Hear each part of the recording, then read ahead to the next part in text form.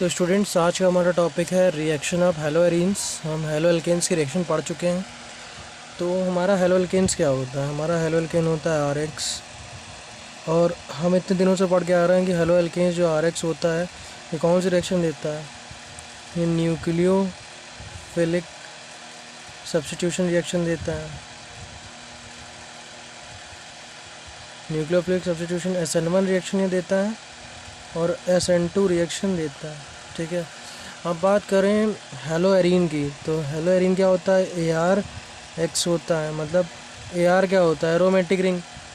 तो hello arene का मतलब है कि एरोमेटिक रिंग पे क्या जुड़ा हो? एक हेलोजन जुड़ा हो। तो ये क्या हो गया हमारा? हेलो एरीन्स हो गया।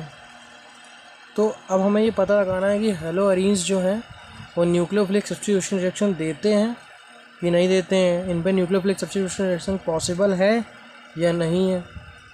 तो न्यूक्लियोफिलिक सब्स्टिट्यूशन कैसे होगी? मान लो न्यूक्लियोफाइल आया, इस पर अटैक करेगा, X हटेगा, तभी इस पर क्या होगा? न्यूक्लियोफिलिक सब्स्टिट्यूशन होगा। लेकिन एक नोट करके एक बात लिख लो कि nucleophilic substitution reaction normal condition पे हेलो एरीन्स पे पॉसिबल नहीं है। तो in general conditions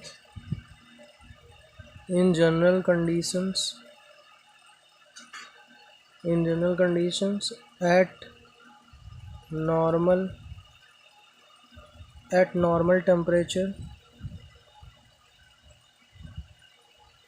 normal temperature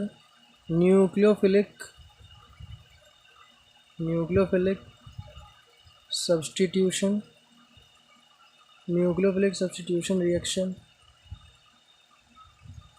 are not possible। मतलब जनरल कंडीशन में नॉर्मल टेम्परेचर और प्रेशर पे न्यूक्लियोफिलिक सब्स्टिट्यूशन रिएक्शन जो है पॉसिबल नहीं है। किसमें? In hello arenes. ठीक है। तो अगर तो इसका देयर आर 4 रीजन्स। इसके 4 रीज़न है। न्यूक्लियोफिलिक सब्स्टिट्यूशन रिएक्शन क्यों पॉसिबल नहीं है, इसके लिए 4 रीजन्स है। There are 4 reasons. ये 4 रीजन्स हैं जिनकी वजह से क्या होता है? न्यूक्लियोफिलिक सब्स्टिट्यूशन रिएक्शन नहीं होता है। जो पहला रीजन है, रीज़न नंबर 1, जो हमारा रीज़न 1 है वो है डबल बॉन्ड कैरेक्टर या पार्शली डबल बॉन्ड कैरेक्टर। मतलब न्यूक्लियोफिलिक सब्स्टिट्यूशन रिएक्शन ना होने के लिए जो फैक्टर है, पहला रीज़न है, उसका नाम है पार्शली डबल बॉन्ड कैरेक्टर। मान लो ये हमारा क्या है? हेलो एरीन है। ये हमारा हेलो एरीन है, इसमें डबल बॉन्ड है हर तरफ। तो ये क्लोरीन जुड़ा हुआ है। तो क्लोरीन के बारे में पता है सभी को कि क्लोरीन का इलेक्ट्रॉनिक कॉन्फिगरेशन कितना होता है? 1s2 2s2 2p6 3s2 3p5।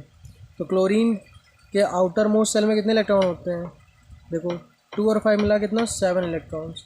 तो 7 इलेक्ट्रॉन में क्लोरीन ने 1 इलेक्ट्रॉन इससे बॉन्ड बनाने में यूज़ कर लिया होगा। बाकी 6 इलेक्ट्रॉन इसके पास अभी भी बचे होंगे।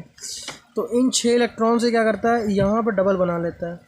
तो इसका कैरेक्टर क्या है? क्लोरोबेंजीन, मतलब जो भी हेलो एरीन है उसमें क्या होता है? पार्शली डबल बॉन्ड कैरेक्टर होता है। तो ये क्या करेगा? इन दोनों इलेक्ट्रॉनों से यहाँ डबल बनाएगा। तो इस सेंटर पे कार्बन की वैलेंसी 5 होगी। तो ये बॉन्ड टूट कर कहाँ पे आ जाएगा? यहाँ आ जाएगा। तो ये क्या शो करेगा? रेजोनेंस शो करेगा। क्या शो करेगा? रेजोनेंस शो करेगा। तो देखो क्या होगा। वैसे स्ट्रक्चर ये, इसके बाद का स्ट्रक्चर ये बना लिया हमने। ये बना लिया, एक बॉन्ड यहाँ, एक बॉन्ड यहाँ दिखा दिया। अब देखो ये क्लोरीन यहाँ डबल बॉन्ड बना रहा है इस जगह पर। यहाँ डबल बॉन्ड के साथ क्लोरीन लगा दिया। क्लोरीन के पास 6 इलेक्ट्रॉन थे, 2 इलेक्ट्रॉन बॉन्ड बनाने में यूज़ हो गए। तो बचे कितने? 4 इलेक्ट्रॉन बचे। और क्लोरीन ने डबल बॉन्ड बना लिया तो उस पर इलेक्ट्रॉनों कमी, तो पॉजिटिव आ गया। अब इस सेंटर पे कार्बन पे एक्सेस इलेक्ट्रॉन हो रहा था, तो ये बॉन्ड टूट के किधर आ गया? इधर आ गया। तो ये इलेक्ट्रॉन मतलब ये कहाँ पे आ गया? ऑर्थो पोजीशन पे। किस जगह पे आ गया? ऑर्थो पोजीशन पे आ गया। अब देखो, अब क्या होगा? इस इलेक्ट्रॉन से यहाँ डबल बनेगा। जब यहाँ डबल बनेगा तो इस कार्बन की वैलेंसी 5 होने लगेगी। तो ये बॉन्ड टूट करके कहाँ आएगा? यहाँ आएगा। तो एक नया स्ट्रक्चर बनेगा। तो क्या बनेगा, ये बना हमारा, पहले ये बना लिया हमने। अब ये वाला बॉन्ड तो कॉमन है, मतलब पहले ही बना लिया।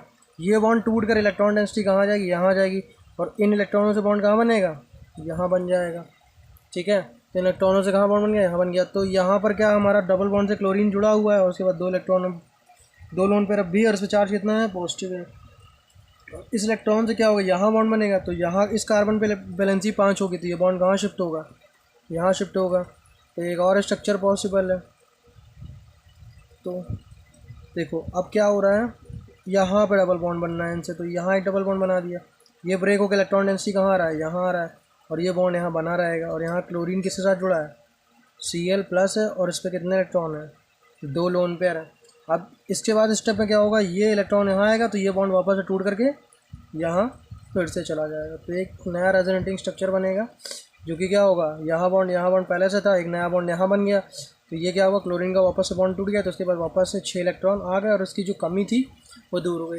एक्चुअली में हमें जो हेलो एरीन्स में, ये हमारा हेलो एरीन का एग्जांपल था, बेंजीन रिंग पे क्लोरीन दिख रहा था, क्लोरीन कार्बन से सिंगल बॉन्ड दिख रहा है, लेकिन एक्चुअली में है क्या, ये डबल बॉन्ड है।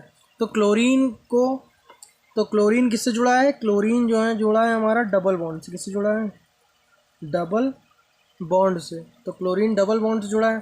तो डबल बॉन्ड को ब्रेक करने के लिए एनर्जी भी क्या चाहिए होती है, एनर्जी भी ज़्यादा चाहिए होती है। तो यही पहला रीज़न है कि हमारी hello arenes nucleophilic substitution reaction नहीं देते हैं, क्योंकि इनको कराने के लिए जो कंडीशन है वो नॉर्मल नहीं लगती है, और इसमें बहुत ज़्यादा हाई एनर्जी देनी होगी। मतलब टेम्परेचर कितना रखना पड़ेगा, 663 केल्विन के आसपास रखना पड़ेगा, तब ये रिएक्शन होगी। तो पहला रीज़न समझ में आ गया। पहला रीज़न क्या था, हमारा hello arene nucleophilic substitution reaction इसलिए नहीं देता है क्योंकि इसमें कैसा करेक्टर होता है, पार्शली डबल बॉन्ड करेक्टर होता है।